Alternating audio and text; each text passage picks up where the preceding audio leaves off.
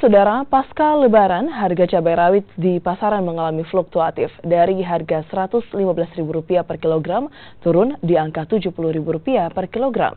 Selain cabai, harga bawang juga mengalami penurunan yang cukup drastis.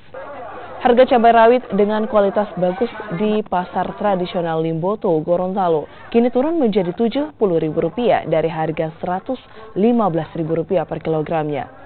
Sementara untuk harga cabai rawit dengan kualitas rendah berada di kisaran harga Rp45.000 per kilogram.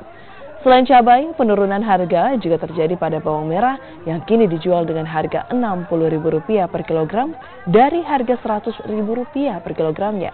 Meski harga turun, namun masyarakat juga menurunkan harganya karena mengira harga bawang dan cabai rawit masih mahal. Kemarin berapa? Selasa dia 100 lebih, 115. Nah, ini sudah turun sekali, Pak. Karena lantaran sudah tidak ada lagi yang mau membeli, itu terlalu mahal.